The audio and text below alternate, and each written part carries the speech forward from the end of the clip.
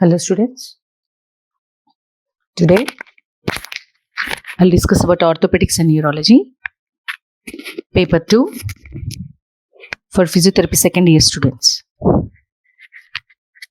Today I'll discuss about polyneuropathy.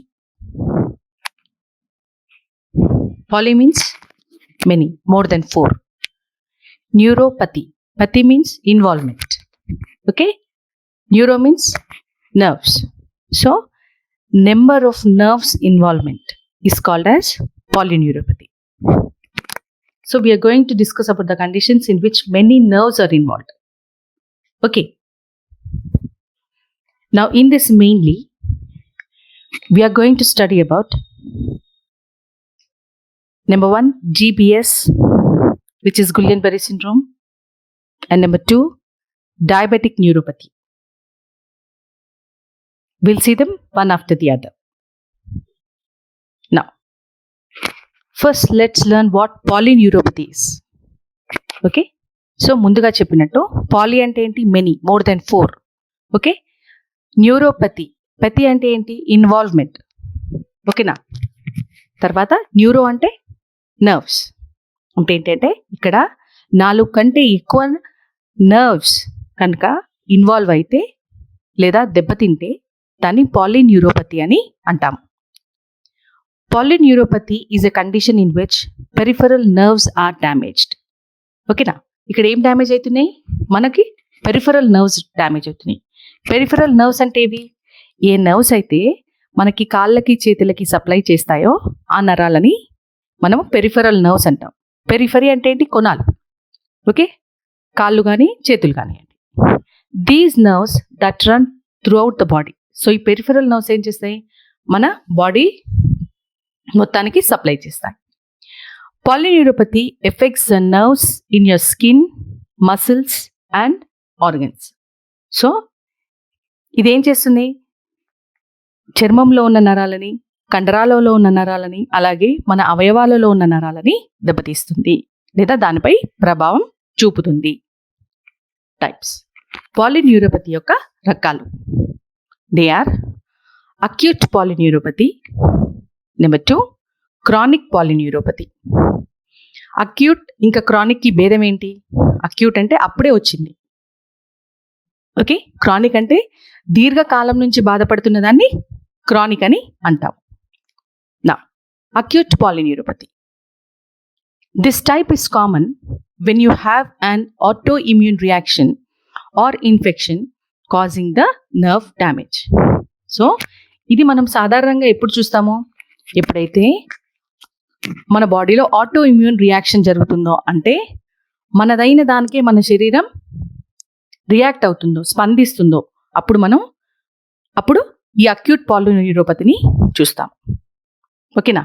లేదా ఒక ఇన్ఫెక్షన్కి, ఈ రెండిటి వల్ల కూడా నర్వ్ డ్యామేజ్ అయినప్పుడు అక్యూట్ పాలిన్యూరోపతి అని అంటాం. A disorder like Guillain Barre syndrome may be the cause. So అలాంటిదే ఈ గుయిలెన్-బెర్రీ సిండ్రోమ్. ఏమైతుంది? ఇక్కడ మన శరీరం తనదైన దానికి స్పందించడం వల్ల జరిగిన నరాల యొక్క డ్యామేజ్ అంటే గాయం లేదా దాన్ని దెబ్బతీయడం వల్ల కలిగేదాన్ని అక్యూట్ పాలిన్యూరోపతి అని అంటాం. Chronic polyneuropathy.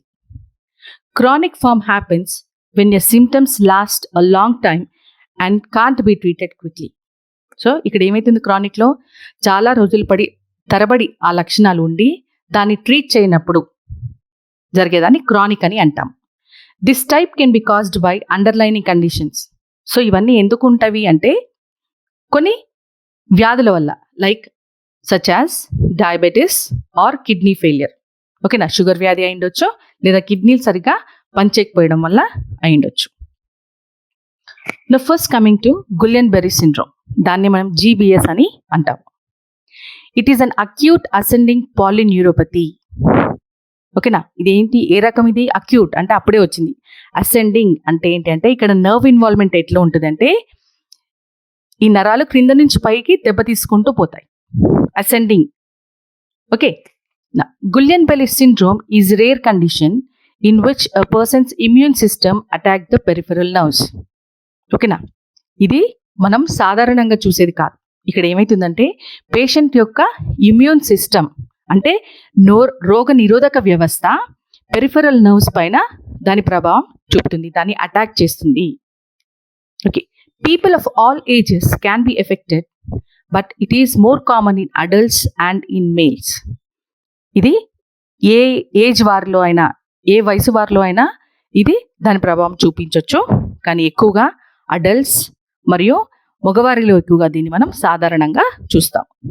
ఇటియాలజీ అంటే దీనికి కారణాలు ఏంటి, ఈ గులియన్ బెర్రీ సిండ్రోమ్ రావడానికి గల కారణాలు ఏంటి? ఓకే, ఒకటి ఈడియోపతిక్ అంటే తెలియని కారణం, మన శరీరము మనదైన దానికే ఎందుకు స్పందించింది అన్నది మనకి తెలియదు. ఓకేనా, అందుకని దాన్ని ఈడియోపతిక్ అని అన్నాం. రెండోది వచ్చేసి respiratory or gastrointestinal infections అంటే మన శ్వాస వ్యవస్థకు సంబంధించిన ఇన్ఫెక్షన్స్ అయినా ఉండొచ్చు, లేదా గ్యాస్ట్రో ఇంటెస్టైనల్ అంటే మన జీర్ణ వ్యవస్థకు సంబంధించిన ఇన్ఫెక్షన్స్ వల్ల అయినా కూడా మనకి ఈ వ్యాధి రావడానికి పాసిబిలిటీ ఉంటుంది. క్లినికల్ ఫీచర్స్ అంటే వ్యాధి లక్షణాలు. ఎలాంటి లక్షణాలు మనం పేషెంట్లో చూస్తాం? క్లినికల్ ఫీచర్స్ అంటే తెలుసు ఏముంటాయి ఇందులో, సైన్స్ అండ్ సిమ్టమ్స్. ఓకేనా, ఆల్రెడీ మీకు చాలా క్లాసెస్లో చెప్పాను. సిమ్టమ్స్ అంటే ఏంటి? పేషెంట్ చెప్తున్న సమస్యలని సిమ్టమ్స్ అని అంటాం. ఇక్కడ బైలాటరల్ మసిల్ వీక్నెస్ అంటే ఏమైతుంది, ఇక్కడ రెండు వైపులా కూడా అంటే రైట్ సైడ్ మరియు లెఫ్ట్ సైడ్ రెండు వైపులా కూడా మనం కండరాల బలహీనతని చూస్తాము. ఓకేనా, ఒక్కసారి ఇక్కడ మళ్ళీ మనం తిరిగి వెళ్దాం. ఇది చూడండి, ఇది నర్వ్, ఇది మన పెరిఫెరల్ నర్వ్, ఆరోగ్యంగా ఉన్న పెరిఫెరల్ నర్వ్. ఓకే, ఆరోగ్యంగా ఉన్న మైలిన్ షీత్ ఇదంతా. ఓకేనా, ఇది డ్యామేజ్ అయిన మైలిన్ షీత్ చూడండి. ఓకే, అయితే ఫస్ట్ లక్షణం ఏంటి? బైలాటరల్ మసిల్ వీక్నెస్ అంటే రెండు వైపులా కూడా కండరాల యొక్క బలహీనతని చూస్తాము. రెండవది weakness begins in the legs, ascends upwards to the trunk, arms and cranial nerves. ఓకేనా, మనకి వ్యాధి గురించి చెప్పినప్పుడు ఏమని చెప్పారు? It is acute ascending syndrome అన్నారు. అంటే ఏంటి? అక్యూట్ అంటే అప్పుడే వచ్చింది, అసెండింగ్ అంటే పైకి పారినట్టు ఉంటుంది, కింద నుండి పైకి. సో ఫస్ట్ ఏం ఎఫెక్ట్ అవుతుంది? వీక్నెస్ మనకి కాళ్ళల్లో చూస్తాం, చిన్నగా ట్రంక్లో చూస్తాం. ఓకేనా, ఆ తర్వాత చేతులకి, ఆ తర్వాత క్రేనియల్ నర్వ్స్కి లో వీక్నెస్ చూస్తాము, ఎఫెక్ట్ అవుతుంది. పారాఎస్థీసియా మే ప్రిసీడ్ వీక్నెస్. కండరాల బలహీనత కన్నా ముందు మనం పారాఎస్థీసియాని ఉంటుంది అని చెప్తున్నారు. పారాఎస్థీసియా అంటే ఏంటిది? Typical sensation of burning. ఓకేనా, ప్రిక్కింగ్, నమ్నెస్, టింగ్లింగ్. ఓకేనా, అంటే పేషెంట్ ఒక రకమైన మంట లాంటి నొప్పి, రైట్, బరువు అనిపించడం, చీమలు పారినట్టు ఇలాంటి స్పర్శని గమనిస్తూ ఉంటాడు. Next one, flaccid motor paralysis with weakness of respiratory muscles. ఓకేనా, ఇక్కడ లెగ్స్ ఎఫెక్ట్ అయిన తర్వాత ఏమి ఎఫెక్ట్ అయింది? ట్రంక్. మన ట్రంక్లో ఏమున్నాయి మనకి? మెయిన్గా ముఖ్య రెస్పిరేటరీ మసిల్స్ ఉన్నాయి. సో అవి కూడా ఎఫెక్ట్ అవుతాయి. ఇక్కడ ఏమైతుంది? Flaccid motor paralysis. ఫ్లాసిడ్ అని ఎప్పుడు అంటాం మనం మసిల్ని? ఎప్పుడైతే కండరం యొక్క బలం 0 ఉంటుందో అప్పుడు దాన్ని మనము ఫ్లాసిడ్ మసిల్ అని అంటాం. ఓకేనా, అంటే కండరాలు దాని యొక్క బలాన్ని పూర్తిగా కోల్పోతాయి. అలాగే రెస్పిరేటరీ మసిల్స్లో వీక్నెస్ వస్తుంది, బలహీనత వస్తుంది. Next point, if the cranial nerves are involved, ఒకవేళ క్రేనియల్ నర్వ్స్ కనుక ఇందులో ఇన్వాల్వ్ అయితే, ఓకే, అవి కూడా దెబ్బతిన్నట్లయితే ఇన్ఎబిలిటీ టు స్వాలో అంటే మింగడంలో ఇబ్బంది అనిపించడం. ఓకే, మీ అందరికీ గుర్తొస్తుందా? దాని పర్టికులర్ వర్డ్ ఏంటి? డిస్ఫేజియా. ఓకేనా, డిస్ఫేజియా, డిస్ అంటే డిఫికల్టీ, ఫేజియా అంటే మింగడం. Okay, inability to swallow, inability to talk అంటే dysarthria, or even closure of eyes develops. కనీసం పేషెంట్ తన కళ్ళు రెప్పల్ని కూడా మూయలేడు. ఓకేనా, ఇవన్నీ కూడా ఎప్పుడు చూస్తాం మనం? మన కపాల నాడులు కనుక ఇందులో ఇన్వాల్వ్ అయితే, దెబ్బతిన్నట్లయితే మనం దీన్ని చూస్తాం. నెక్స్ట్ వచ్చేసి మసిల్ టెండర్నెస్. ఇక్కడ ఏమైతుంది? టెండర్నెస్ అంటే ఏంటి అంటే మామూలుగా నొప్పి ఉండదు కండరాల్లో, ఎక్కడైనా సరే ఏ భాగంలో అయినా సరే మామూలుగా నొప్పి ఉండదు. కానీ మనం నొక్కినప్పుడు కనుక నొప్పి వస్తే దాన్ని టెండర్నెస్ అని అంటాం. ఇక్కడ కండరాలపై నొక్కినప్పుడు నొప్పి వస్తే దాన్ని మసిల్ టెండర్నెస్ అని అంటాం. నెక్స్ట్ క్లినికల్ ఫీచర్ వచ్చేసి హైపర్ టెన్షన్. మన బీపీ కనుక పెరిగినట్లయితే దాన్ని మనం హైపర్ టెన్షన్ అని అంటాం. Partial or complete loss of tendon reflexes. ఓకేనా, మనం రిఫ్లెక్సెస్ కనుక చూసినట్లయితే ఓకే, నీ జర్క్ తీసుకున్నా, యాంకిల్ జర్క్ తీసుకున్నా, రైట్ బైసెప్స్ జర్క్ తీసుకున్నా, ట్రైసెప్స్ జర్క్ తీసుకున్నా, ఓకేనా, అలాగే సుపైనేటర్ జర్క్ తీసుకున్నా, ఇవన్నీ కూడా తగ్గిపోయేనా ఉంటాయి లేదా కంప్లీట్గా లాస్ అంటే ఎలాంటి స్పందన అనేది ఉండదు, ప్రతిచర్యలు అనేవి మనకి కనిపించవు.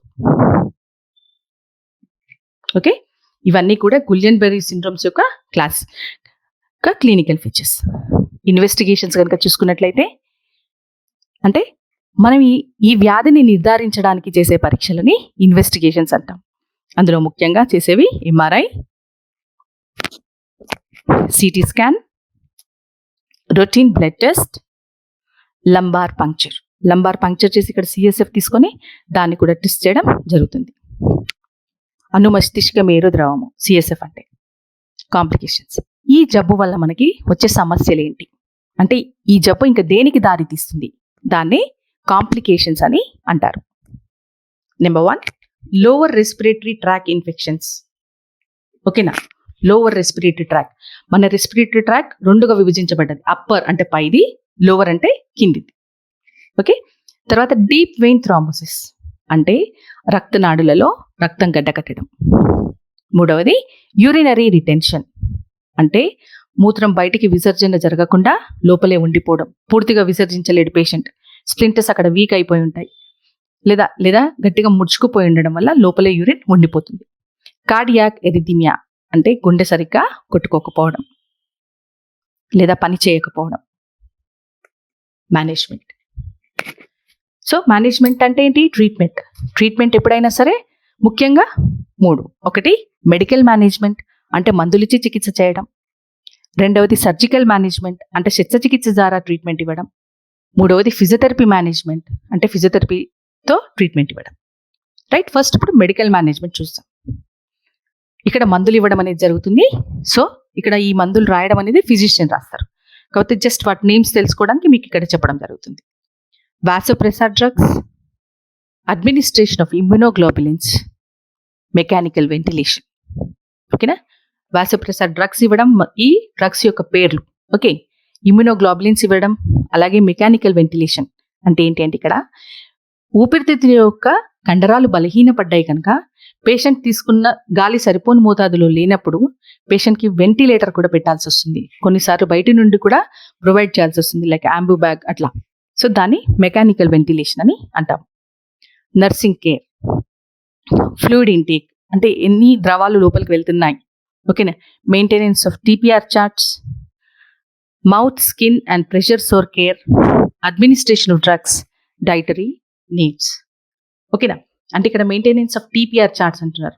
అంటే ఏంటి అంటే టెంపరేచర్ ఎలా ఉంది, పల్స్ ఎలా ఉంది, రెస్పిరేటరీ రేట్ ఎలా ఉంది, వాళ్ళు ఏంటి ఎవ్రీ 1 అవర్కి తీసుకుంటా ఉంటారు కదా, అవన్నీ మెయింటైన్ చేయడం. అలాగే మౌత్ యొక్క జాగ్రత్తలు తీసుకోవడం, చర్మం యొక్క జాగ్రత్తలు తీసుకోవడం, అలాగే పేషెంట్కి పుండ్లు కాకుండా చూసుకోవడం, మందులు సరిగ్గా ఇవ్వడం, కావలసిన ఆహారాన్ని పేషెంట్కి ఇవ్వడం. Now coming to physiotherapy management. Physiotherapy మేనేజ్లో ముఖ్యంగా మనకి ఎయిమ్స్ ఉంటాయి, ప్లాన్స్ ఉంటాయి. ఎయిమ్స్ అంటే మన లక్ష్యాలు ఏంటి, ప్లాన్స్ అనగా ఆ లక్ష్యాలను నెరవేర్చడానికి ఏ విధమైన ట్రీట్మెంట్ పద్ధతులను మనము ఎన్నుకున్నాము. అందులో ముఖ్యంగా ఎయిమ్స్ వచ్చేసి number 1, to provide psychological support, పేషెంట్కి మానసిక ధైర్యం ఇవ్వడం. టు మెయింటైన్ ఎయిర్వే క్లియరింగ్స్, మన శ్వాస వ్యవస్థ యొక్క దారి ఏదైతే ఉందో అది క్లియర్గా, ఓకేనా, ఎలాంటి ద్రవములు లేకుండా చూసుకోవడం. టు రిమూవ్ సెక్రీషన్స్, ఏమైనా ద్రవాలు కనుక ఉన్నట్లయితే వాటిని బయటికి రప్పించడం, తీసివేయడం. To maintain normal joint range of motion, వీలైనంత వరకు మన కీళ్ళలో పూర్తి కదలికలను నిలపడం. To prevent contractures and deformities, కండరాలను ముడుచుకోకుండా మరియు వైకల్యాలు రాకుండా అరికట్టడం. టు ఇంప్రూవ్ మసిల్ పవర్, కండరాల యొక్క బలాన్ని పెంచడం. టు ఇంప్రూవ్ వెంటిలేటరీ కెపాసిటీ, ఊపిరితిత్తులలో గాలి సరిగా ఆడటం ఇలా చూసుకోవడం. To improve functional capability, patient యొక్క పనితనాన్ని పెంచడం. ఇవి మన యొక్క AIIMS. Next, plans. Explain the patient about the condition and importance of physiotherapy and gain the confidence of the patient. పేషెంట్కి తన కండిషన్ గురించి వివరంగా వివరించాలి. ఏమైంది, ఎందుకు అయింది అన్నది పేషెంట్కి వివరంగా వివరించాలి. అలాగే ట్రీట్మెంట్ యొక్క ఇంపార్టెన్స్ గురించి పేషెంట్కి చెప్పాలి. అలా చెప్పడం వల్ల మనం పేషెంట్స్లో తన ఆత్మవిశ్వాసాన్ని పెంచిన వారమవుతాం. Patient is advised to move the limbs actively with or without assistance regularly. పేషెంట్కి మనం సలహా ఇవ్వాలి. తన కాళ్ళను కానివ్వండి, చేతులను కానివ్వండి ఎప్పటికప్పుడు కదిలిస్తూ ఉండమని చెప్పాలి తనంతలు తాను. Passive stretching will help in maintaining normal length of soft tissues and also helps in prevention of contractures. మనము ప్యాసివ్ స్ట్రెచ్చింగ్ కూడా పేషెంట్కి ఇవ్వాల్సి వస్తుంది. ఈ ప్యాసివ్ స్ట్రెచ్చింగ్ ఇవ్వడం వల్ల సాఫ్ట్ టిష్యూస్ యొక్క పొడవుని మనము నిలిపిన వాళ్ళం అవుతాము. అంతేకాకుండా కాంట్రాక్చర్స్ని అరికట్టడంలో అది సహాయపడుతుంది. తెలుసు కదా స్ట్రెచ్చింగ్ అంటే? మనం ఫస్ట్ ఇయర్లో నేర్చుకున్నాం. స్ట్రెచ్చింగ్ అంటే సాగదీయడం. ప్యాసివ్ స్ట్రెచ్చింగ్ అంటే ఇతరులు తీసినప్పుడు దాన్ని ప్యాసివ్ స్ట్రెచ్చింగ్ అంటాడు. పేషెంట్ తనంతలు తాను సాగదీసుకుంటే active stretching. Application of splint will help in correcting the deformity. వైకల్యాలు రాకుండా చూసుకోవడానికి స్ప్లింట్లను వాడినట్లయితే దాన్ని కూడా అరికట్టవచ్చు. ఒకవేళ ఆల్రెడీ వచ్చినట్లయితే దాన్ని సరి చేసుకోవచ్చు. Chest physio and deep breathing exercise will help in improving vascular endurance. Okay, deep breathing exercise అంటే శ్వాసకు సంబంధించిన ఎక్సర్సైజ్. అలాగే చెస్ట్ ఫిజియో అంటే ఇక్కడ పర్కషన్ మ్యానిపులేషన్స్ వస్తాయి. అందులో clapping, vibrations, okay, coughing, huffing techniques ఉంటాయి. అంటే ఇవన్నీ చేసిన తర్వాత, డీప్ బ్రీదింగ్ ఎక్సర్సైజ్ చేసిన తర్వాత, ఓకే, పర్కషన్ మ్యానిపులేషన్స్ ఇచ్చిన తర్వాత లోపల ఉన్న ద్రవాలు సెంట్రల్ ఎయిర్వే ట్రాక్లోకి వస్తాయి. అలా వచ్చినప్పుడు అక్కడికి రాగానే పేషెంట్కి స్టిమ్యులస్ వస్తుంది. సో గట్టిగా ప్రాపర్గా ఎలా దగ్గాలి అనేది పేషెంట్కి నేర్పించి ఆ ద్రవాలను బయటికి తీసేయాలి. ఒకవేళ రాలేకపోయిన పక్షాన పేషెంట్ని పోస్టల్ డ్రైనేజ్లో ప్లేస్ చేయాలి. ఓకేనా? పోస్టల్ డ్రైనేజ్ సహాయంతో ఊపిరితిత్తుల ద్రవములను బయటికి రప్పించవచ్చు. ఇవన్నీ కూడా చెస్ట్ ఫిజియోథెరపీలో వస్తాయి. ఒకవేళ పేషెంట్ దగ్గి తన తెమడను బయటికి తీయలేని పక్షాన సక్షనింగ్ని ఉపయోగించి ఆ ద్రవాలన్నీ కూడా తీసివేయాలి. Postural drainage position, coughing and huffing will help in removal of secretions from the body. Okay. All precautionary measures to be taken to prevent bed sores. ఇక్కడ గుల్లెన్-పెల్లి సిండ్రోమ్లో ఏమైతుంది అంటే ఫస్ట్ పేషెంట్ సడన్గా ఈరోజు బాగానే ఉంటాడు, రేపు పొద్దున్నే సరికి తన కాళ్ళను కదిలించలేకుండా ఉంటాడు. అది నెమ్మదిగా తన ట్రంక్కి, తర్వాత కాళ్ళకి, చేతులకి కూడా వ్యాపిస్తుంది. సో పేషెంట్ సడన్గా లేవలేడు కనుక, మంచానికే పరిమితమై ఉంటాడు కనుక ఈ బెడ్ సోర్స్ లేదా ప్రెషర్ సోర్స్ అవ్వడానికి పాసిబిలిటీ ఉంటుంది. సో దీన్ని అరికట్టే ప్రయత్నం మనం కొన్ని చర్యలు తీసుకోవాల్సి ఉంటుంది. అవి use of air or water bed లేదా ఎయిర్ బెడ్ని ఉపయోగించడం. ఇక్కడ ఎయిర్ బెడ్ని కానీ వాటర్ బెడ్ని కానీ యూజ్ చేసినప్పుడు ఏమవుతుంది అంటే దానికి పవర్ సప్లై ఉంటుంది. అప్పుడు ఒకటే పాయింట్ దగ్గర, ఒకటే ప్లేస్ దగ్గర ఒత్తిడి అనేది రాదు. పేషెంట్ యొక్క బాడీ మరియు తన పరుపుకి మధ్యలో ఒత్తిడి అనేది రాకుండా ఉంటుంది. అలా మనం ప్రెషర్ సోర్స్ లేదా బెడ్ సోర్స్ని అరికట్టవచ్చు. Frequent change of position on the bed.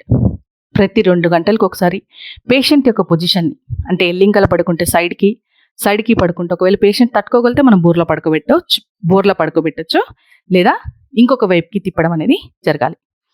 వీలైనంత వరకు పౌడర్ని ఉపయోగించి చర్మంని పొడిగా ఉండేట్టు చూసుకోవాలి. ఇన్ని చేసినా కానీ ఒకవేళ ప్రెషర్ సోర్ కనుక లేదా బెడ్ సోర్స్ కనుక ఫామ్ అయితే అప్లికేషన్ ఆఫ్ ఐస్ని ఉపయోగించాలి. అలాగే యూవీఆర్ మరియు ఐఆర్ఆర్ ట్రీట్మెంట్ని ఇవ్వాలి. ఈ రెండు కూడా ఏం చేస్తాయంటే బ్యాక్టీరియల్ ఇన్ఫెక్షన్ రాకుండా చూస్తాయి, అక్కడ హీలింగ్ అనేది జరగడానికి సహాయపడతాయి. Regular dressing must be done. పుందులకి రెగ్యులర్ డ్రెస్సింగ్ అనేది చేయాలి త్వరగా మానడానికి అని చెప్పి. ఇక్కడ ఎక్కువగా పపాయా డ్రెస్సింగ్ని మనం యూస్ చేస్తాము. Care of bladder should be taken. The patient should be taught self clean intermittent catheterization. Bladder యొక్క జాగ్రత్తలు కూడా తీసుకోవాలి. అందుకని చెప్పేసి చాలాసార్లు చెప్పాను ఇప్పటివరకు. ఇంటర్మిటెంట్ క్యాథెటరైజేషన్ అంటే ఏంటి అంటే ఇక్కడ యూరిన్ ఫామ్ అవుతున్న కొద్దీ యూరిన్ బ్యాగ్ వేసినప్పుడు పేషెంట్కి ఇమీడియట్గా మన యూరిన్ బ్యాగ్లోకి యూరిన్ వచ్చేస్తుంది. అయితే ఇక్కడ ఏంటి అంటే పేషెంట్ ఈ యొక్క యూరినరీ బ్లాడర్ స్ట్రెచ్ అవ్వడం అనే స్పర్శని మర్చిపోయే పాసిబిలిటీ ఉంటుంది. అందుకని చెప్పేసి ఏం చేయాలి అంటే మనం ఈ క్యాథెటర్ని క్లాంప్ చేయాలి. అంటే యూరిన్ ఇమీడియట్గా యూరినరీ బ్యాగ్లోకి రాకుండా చూసుకోవాలి. దానికి ఏం చేయాలంటే దాన్ని క్లాంప్ చేయాలి. లేదా ఒక చిన్న రబ్బర్ బ్యాండ్ తీసుకొని బయటికి పైప్ ఉంటుంది కదా, దాన్ని మడిచి రబ్బర్ బ్యాండ్ వేయాలి. ఒక 2 hours పాటు అట్లా ఉంచాలి. ఓకే, ఇంత లోపల ఒకవేళ పేషెంట్ కనుక తనకి మూత్ర విసర్జన చేయాలనిపిస్తుంది అని అంటే కనుక చిన్నగా ఆ రబ్బర్ బ్యాండ్ కానివ్వండి, ఆ క్లాంప్ని, ఆ కత్తెర లాంటిది ఉంటుంది, దాన్ని తీసివేయాలి. తీసేసి ఒక 15 to 20 minutes అలా వదిలేయాలి. అప్పుడు లోపల జమైన యూరిన్ అంతా మన బాడీలో యూరినరీ బ్లాడర్లో జమైన యూరిన్ అంతా పైప్ ద్వారా బయటికి వచ్చేస్తుంది. Okay, to maintain functional capability following exercises should be employed. Patient యొక్క పనితనాన్ని పెంచడానికి, ఎవరి మీద ఆధారపడకుండా తన పన్ను తాను చేసుకునేటట్టు చూడడానికి ఈ క్రింది ఎక్సర్సైజ్లను చేయాలి. 1 మ్యాట్ ఎక్సర్సైజ్, 2 స్ట్రెంథనింగ్ ఎక్సర్సైజ్ అంటే కండరాలను బలపరచడానికి చేసే ఎక్సర్సైజ్లు, వెయిట్ బేరింగ్ ఎక్సర్సైజ్ అంటే కాళ్ళపై బరువులు వేసే ఎక్సర్సైజ్లు, గెయిట్ ట్రైనింగ్ అంటే నడవడంలో శిక్షణ ఇవ్వడం, అలాగే ట్రాన్స్ఫర్స్ టెక్నిక్స్ ఒక పొజిషన్ నుండి ఇంకో పొజిషన్కి ఎట్లా చేంజ్ చేసుకోవాలనేది మనం పేషెంట్కి నేర్పించి పేషెంట్ యొక్క ఫంక్షనల్ కెపాసిటీని పెంచాలి. ఓకే, ఇది మనం గులియన్ బెర్రీ సిండ్రోమ్ గురించి చదువుకున్నాం. నెక్స్ట్ వచ్చేసి డయాబెటిక్ న్యూరోపతి.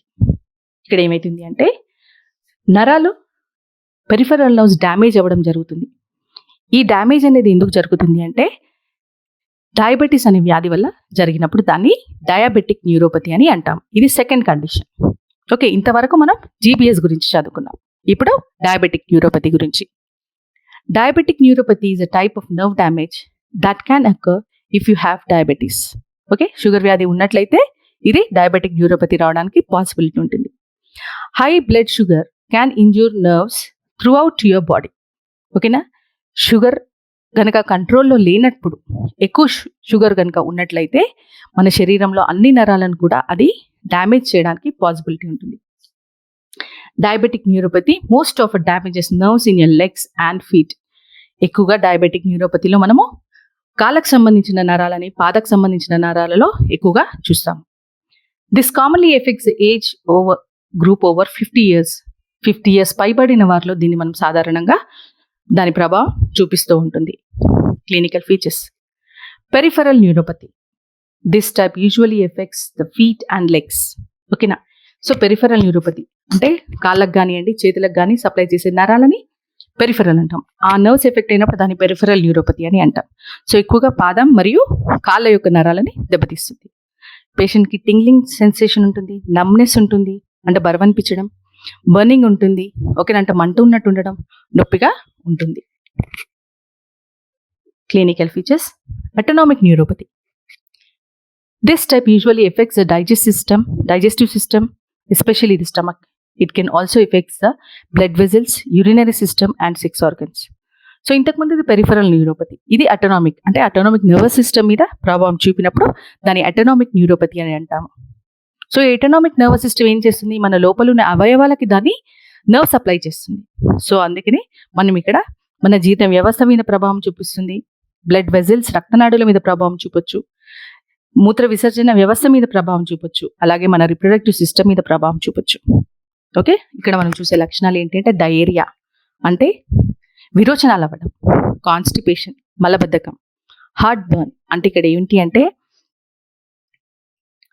మనకి చెస్ట్లో బర్నింగ్ సెన్సేషన్ రావడం, నాసియా అంటే వామిటింగ్ వచ్చినట్టు అనిపించడం, వామిటింగ్స్ అంటే వాంతులు అవ్వడం, డిసీనెస్ అంటే కళ్ళు తిరగడం, లో బ్లడ్ ప్రెషర్ అంటే మన బ్లడ్ ప్రెషర్ తక్కువ అవ్వడం. ప్రాక్సిమల్ న్యూరోపతి అంటే ప్రాక్సిమల్ అంటే ఏంటి, మన శరీరానికి మన సెంట్రల్ లైన్కి దగ్గరగా ఉన్నదాన్ని ప్రాక్సిమల్ అంటాం. Okay, this type causes pain in the thighs, hip and buttocks. ఓకేనా, ఇక్కడ నొప్పి ఎక్కడ వస్తుంది అంటున్నారు, మన తొడలలో, ఓకే, అలాగే తొంటిలో, అలాగే బటక్స్లో ఉంటుంది. It can also lead to weakness in the legs. ఇది నెమ్మదిగా కాలు యొక్క బలహీనతకు కూడా దారితీస్తుంది. ఇది మనం ఒక సైడ్ మాత్రమే చూస్తాం. ఫోకల్ న్యూరోపతి అంటే ఏంటి, ఒక భాగాన్ని ఎఫెక్ట్ చేసినప్పుడు దాన్ని మనం ఫోకల్ న్యూరోపతి అని అంటాము. This type can appear suddenly and effect specific nerves. Okay, ఇది సడన్ గా వస్తుంది, స్పెసిఫిక్ గా ఒక నర్వ్ ని మాత్రమే ఎఫెక్ట్ చేస్తుంది. Most often in head and leg. ఎక్కువగా ఎక్కడ చూస్తామంటే తలలో మరియు కాళ్ళు. డబుల్ విషన్ అంటే ప్రతిదీ కూడా రెండు కనిపించడం. ఐ పెయిన్, కంటిలో నొప్పి. Paralysis of one side of the body face, దీన్ని మనం బెల్స్ పాల్సీ అని అంటాము, అంటే మూతి వంకర పోవడం తెలుగులో చెప్పాలంటే. Severe pain in certain areas such as low back or legs. Okay, విపరీతమైన నొప్పి ఉంటుంది ఎక్కడ అంటే నడుములో మరియు కాళ్ళలో. చెస్ట్ ఆర్ బెల్లీ పెయిన్, ఛాతీలో నొప్పి రావడం లేదా కడుపులో నొప్పి రావడం అనేది కూడా చూస్తుంటాము. Investigations, blood sugar test, urine sugar test, nerve conduction test, SD curve అంటే స్ట్రెంగ్త్ డ్యూరేషన్ కర్వ్ తీసుకుంటాం. మేనేజ్మెంట్, మెడికల్ మేనేజ్మెంట్ వచ్చి stabilization of diabetes by administration of medicines. Okay, vitamins, supplements, introducing of vitamins and supplements in the diet. Management of pain by analgesics అంటే నొప్పికి సంబంధించిన మందులు ఇవ్వడం. Physiotherapy మేనేజ్మెంట్కి వస్తే టు ప్రొవైడ్ సైకలాజికల్ సపోర్ట్, మానసిక ధైర్యం చెప్పడం, to maintain airway clearing. Okay, మన శ్వాస వ్యవస్థ యొక్క ఎయిర్వే క్లీన్గా ఉండేటట్టు చూసుకోవడం, టు రిమూవ్ సెక్రీషన్స్, ఏమైనా ద్రవాలు జమైనట్లయితే తీసివేయడం, to maintain normal joint range of motion, కీళ్ళలో పూర్తి కదలికలను నిలుపుకోవడం, to prevent contractures and deformities, contractures మరియు డిఫార్మిటీస్ని అరికట్టడం, టు ఇంప్రూవ్ మసిల్ పవర్, కండరాల బలాన్ని పెంచడం, టు ఇంప్రూవ్ వెంటిలేటరీ కెపాసిటీ అంటే ఇక్కడ లంగ్స్ బాగా పనిచేసేటట్టు చూసుకోవడం, to improve functional capability, patient తన పనులు తాను చేసుకునేటట్టు ఎవరి మీద ఆధారపడకుండా చేసేట్లు చూసుకోవడం.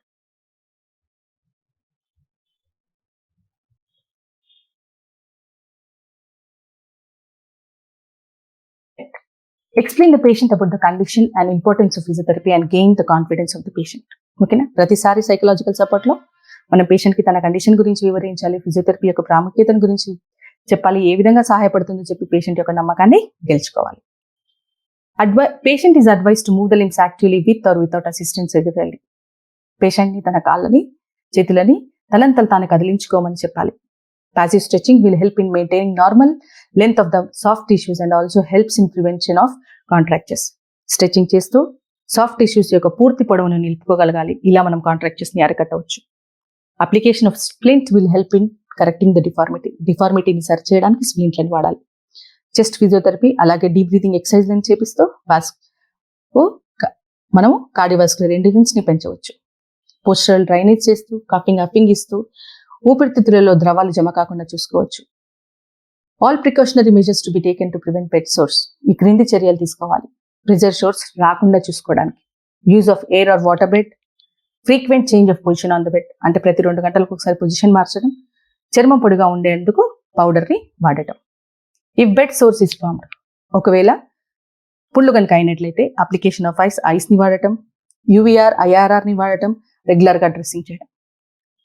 Care of bladder should be taken. The patient should be taught self-clean intermittent catheterization. Okay, ఇక్కడ బ్లాడర్ ని సరి చూసుకోవాలి, పేషెంట్ కి ఇంటర్మీడియట్ క్యాథెటరైజేషన్ నేర్పించాలి. టు మెయింటైన్ ఫంక్షనల్ క్యాపబిలిటీ ఈ the following exercises should be employed. Patient కి తనంతలు తాను ఇండిపెండెంట్ గా ఉండడానికి, ఓకే, ఎవరి మీద ఆధారపడకుండా ఉండడానికి ఈ కింది ఎక్సర్సైజ్లన్నీ చేయించాలి. 1 mat exercise, 2 strengthening exercise, 3 weight bearing exercise, 4 gait training, తర్వాత 5వది ట్రాన్స్ఫర్ టెక్నిక్స్. ఇవన్నిటిని కూడా మనము మాక్సిమం ప్రతి లెసన్లో చూసాము. ఓకే, మీరు ముఖ్యంగా ఎగ్జామ్లో ఈరోజు మనం పాలిన్యూరోపతి అంటే ఏంటి, అందులో వచ్చే వ్యాధులైన జీబీఎస్ అంటే ఏంటి, అంటే గులియన్ బెర్రీ సిండ్రోమ్ అంటే ఏంటి, డయాబెటిక్ న్యూరోపతి అంటే ఏంటి. ఓకే స్టూడెంట్స్, మీరు ఒకటి గమనించారా, జీబీఎస్ కి డయాబెటిక్ న్యూరోపతికి సేమ్ ఫిజియోథెరపీ మేనేజ్మెంట్ ఉంది. అందుకని చెప్పేసి జీబీఎస్ చెప్పేటప్పుడు చాలా క్లియర్ గా చెప్పాను. ఓకే, ఎక్స్ప్లెయిన్ చేశాను ప్రాపర్ గా, డీటెయిల్ గా. డయాబెటిక్ న్యూరోపతిలో సేమ్ ఉంటుంది. ఎంతమంది గమనించారో గమనించండి, same physiotherapy management. So questions వచ్చేసరికి short questions, define polyneuropathy, define GBS, define neuropathy.